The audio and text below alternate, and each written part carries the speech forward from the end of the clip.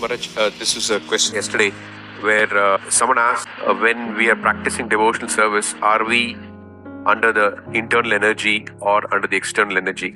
So he explained it that in the stage of prema, we are under the internal energy. But in the preface to the teachings of Lord Chaitanya, Prabhupada writes that the 6 symptoms of surrender, and then he says that Krishna takes direct charge, not through the external energy. And he also mentioned that it's the mercy of Krishna yesterday. So how do we reconcile all of this? Even in Bhagavad Gita, Krishna says that bhakti is beyond the 3 gunas. So in nectar devotion, and when Rupa Goswami describes bhava, then he says this actually is samvit and hladini shaktis of the Lord, which is obviously completely spiritual. That's in bhava stage. And because it's spiritual, it's never created. It's eternal, and it simply manifests in the jiva at bhava stage. No, it's eternally in the spiritual world. But then, what about sadhana bhakti? Is that spiritual or material?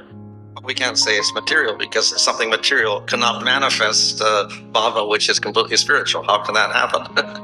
So therefore, bhakti itself is spiritual part of the Swarup Shakti in any form. Just like we say holy name is pure coming from the spiritual world, but then when people chant it, it may be namabhas. But then we can say, well, how can the name be covered over if it's spiritual? Similarly, in the 3rd canto, Kapila Dev describes bhakti in the mode of ignorance, bhakti in the mode of passion, bhakti in the mode of goodness. And then when the question arises, well, how can bhakti be in the modes if it's transcendental?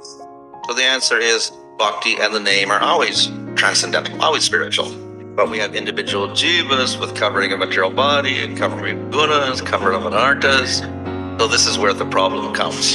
So the bhakti is always pure, but the more we're covered over, then the less power manifests for the particular jiva. So when we begin sadhana bhakti of pure bhakti, and then we go to bhava and prema, when we begin, we have that bhakti is there, which is purely spiritual, but then we have anartas, etc.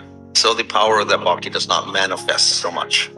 But by the execution of bhakti and sadhana using external senses, which means so-called material senses, gradually the anartas get smaller and smaller, and the bhakti is manifested more and more. Manifests itself nicely as hladini and samvit shaktis. Hare Krishna.